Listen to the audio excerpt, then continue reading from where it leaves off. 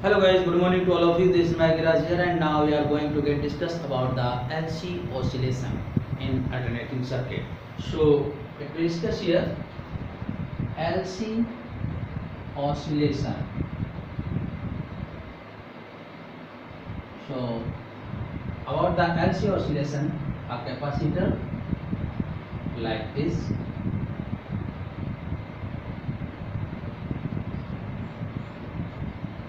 attached in a circuit, and this is a coil whose inductance is L and its capacitance is C, attached in this AC circuit like this.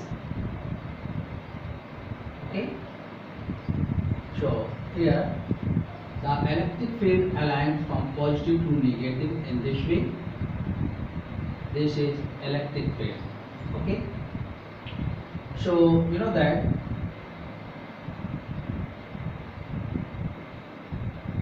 potential in the capacitor VC is equals to Q by C, and potential in the inductor E equals to minus L di upon dt. Okay, and here VB is less than VA. So whenever charge loses from this capacitor, then this coil will store some energy in the form of magnetic energy. So its current will be equals to minus dq by dt. So using the Kirchhoff rule,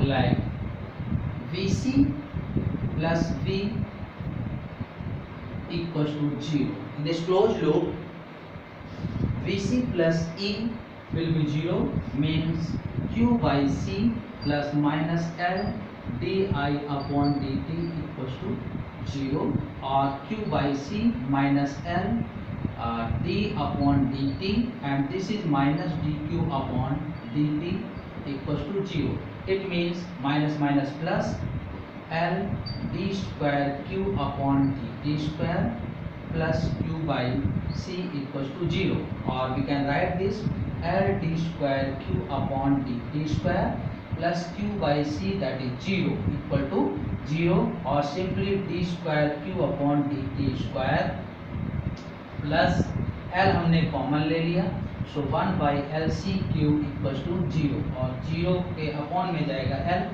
सो ये आ गई equation d square Q upon dt square plus 1 by L C Q is equals to 0, which follows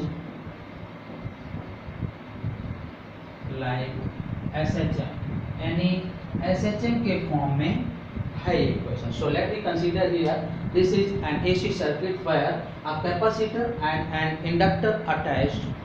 Here the capacitance of this capacitor is C and inductance of this coil is L. Here the potential of the capacitor is Vc equals to Q by C, and potential at the inductor or in the coil is equals to E, that is minus L di by dt. Here Vb is less than Va, this is,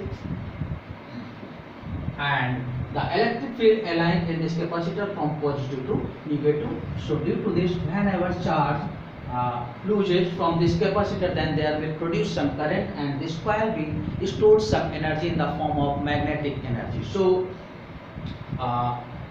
using the Kirchhoff rule, Vc plus E is equals to 0, so its value is Q by C, and this is minus L di by dt is equals to 0, and you know that I equals to minus dq by dt. So putting it here, so it is equals to L d square Q by dt square plus Q by C is equals to 0.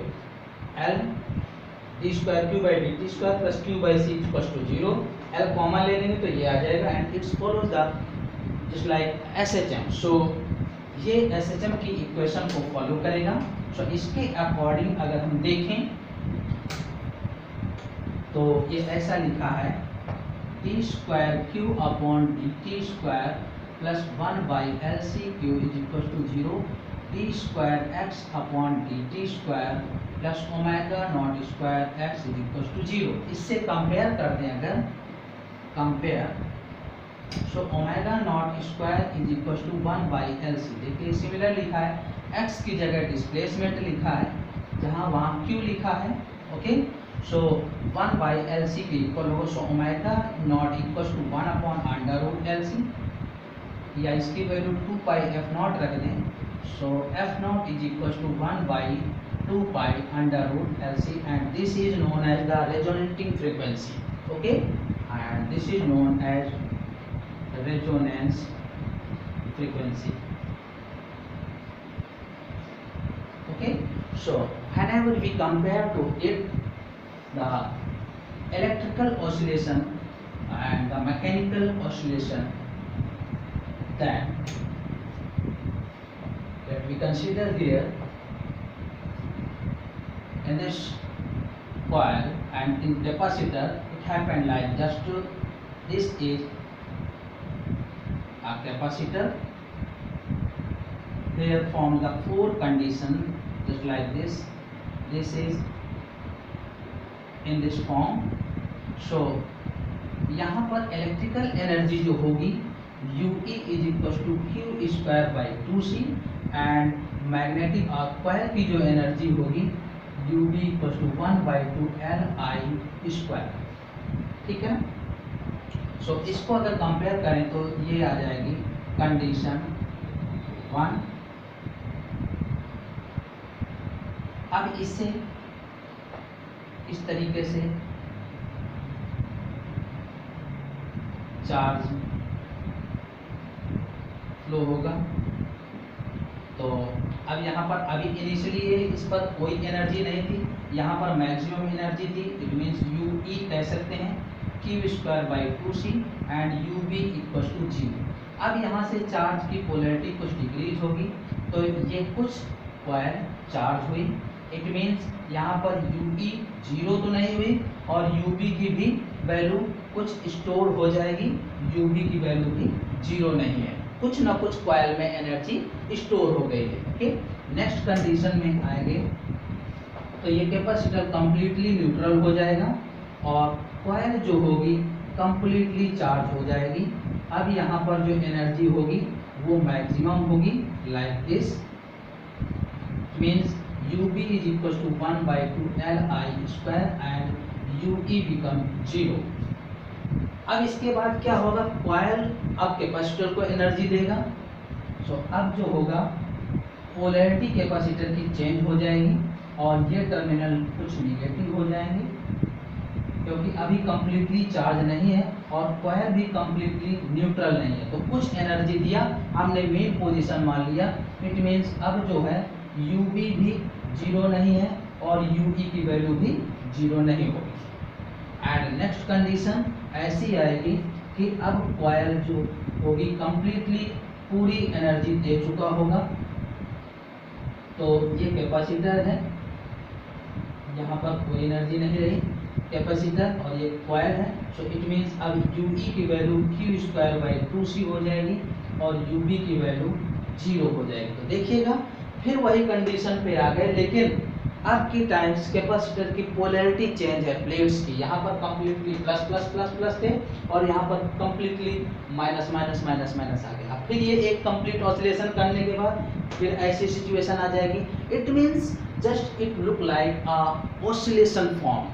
Okay, जैसे हम देखते हैं mechanical oscillation होते हैं उसी तरीके से LC oscillation भी कंप्लीट हो रहे हैं। तो इसके अकॉर्डिंग अगर हम कंपेयर करें मैकेनिकल ऑसिलेशन से तो कुछ इस फॉर्म में इसकी सारी वैल्यूएं होंगी just like this. This is the electrical system